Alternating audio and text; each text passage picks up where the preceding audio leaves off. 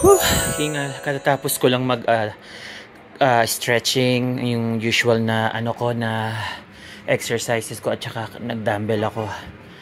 Grabing hingal. Katatapos ko lang mag-exercise. Ay, feel so exhausted but it feels so good.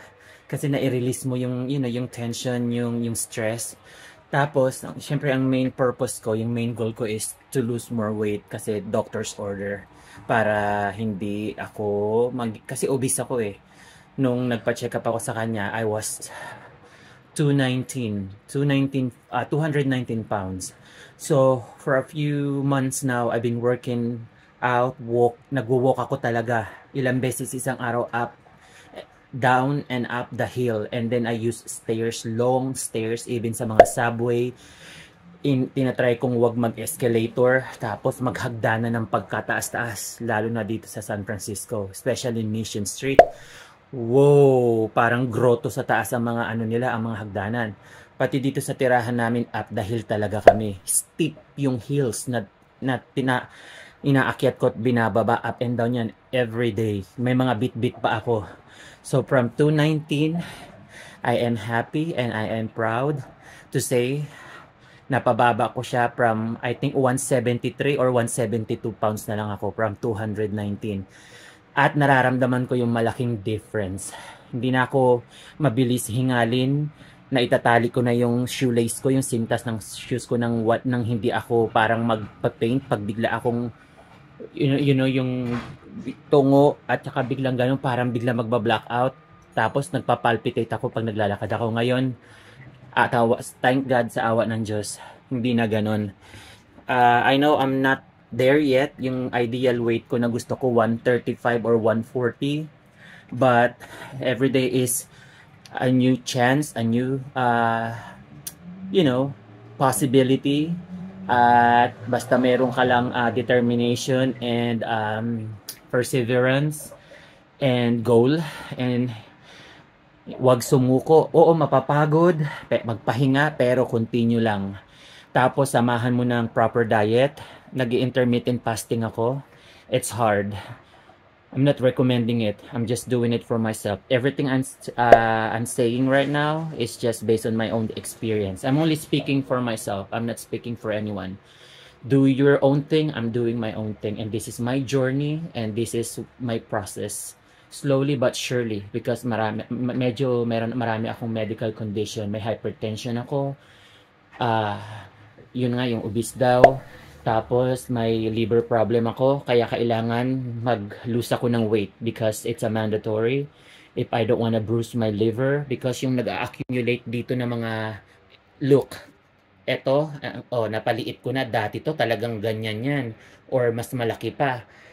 Kasi yung section natin, the more na nag-accumulate yung fats, the more na nai-endanger yung liver natin. Kasi naiipit yung liver natin nung fats dito sa midsection. Tapos, pwedeng mag-bruising yung liver, and that leads to cirrhosis, liver cirrhosis. And then pag hindi naagapan, what you call this? Yung ka ng I forgot the term, yung magsasali ng dugo to cleanse the toxic out of the liver, yung blood. Tapos, eventually, kailangan liver transplant. Mahirap maghanap ng donor, matagal, at hindi yun guaranteed na magmamatch yun sa katawan mo, even na i-transplant na. Kaya, to avoid all that, di ba sabi nga nila, prevention is better than cure? It's really, really true. So, you have to really work hard. I really have to work hard to avoid that. Yung mga scenario na ganyan. Kaya, what you call it? See, it's not perfect, but I'll take this anytime given compared to my body weight a few months ago, na talagang pati yung dito ko, ang laki na ng improvement, na napalabas ko na yung cuts na yung dating ganito ko ngayon, ayan na, bumalik na, tsaka yung dito, and then yung dito yung guhit. Tas ito talaga happy ako dahil hindi na siya sobra, at saka ang slim ko na ngayon. Yung sinturon ko, yung sa pantalon na dati is 44, tapos yung sinturon ko na yung isang butas lang yun na ipapasok ng sinturon. Ngayon, Apat na maluwang na lahat ng pantalon ko. At saka nakita ko na naman ito, oh. Sorry, excuse me. Yung cuts na yan, napalabas ko na uli, pati yun dito. Tapos, pag tumatagilid, oh, nakikita na yun dito. Tsaka ito talaga happy ako na nawawala na ng konti-konti. Then, naibabalik ko. Ito, laylay na to dati eh. Ngayon ay, oh, mayroon na namang korte. Di ba? Oh, ayan ah. Oh, di ba? Ayan oh. Oh. Mahirap. Matagal kong trinabaho yan.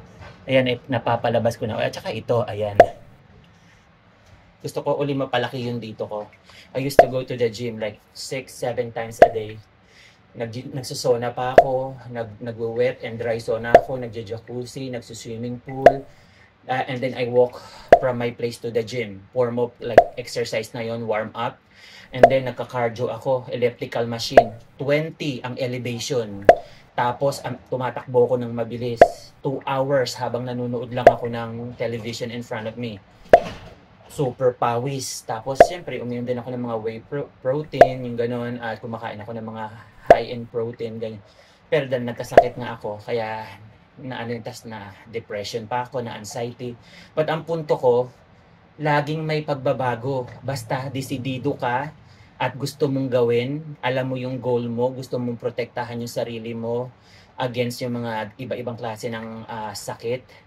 Kaya, basta gustuhin mo, kakayanin mo. Kaya never lose hope sa mga katulad kong nadagdagan ng matindi yung timbang, lalo na may mga pinagdadaanan, stress, anxiety, depression, tapos may pandemic pa, kaya ang daming nagkaroon ng, nagballoon yung weight nila. That includes me. Pero, huwag kang mawala ng pag-asa dahil kung kaya ko, kaya mo. See, I'm happy. At even yung legs ko, oh, ayan, oh. Ayan na yung muscle, oh. Ayan, oh. Oh. Yung dito ko rin. Hindi maganda yung angle ng camera ko eh. Kasi cellphone lang to at saka hindi magandang ano ng but oh, ayan. yung aking tattoo, ayan.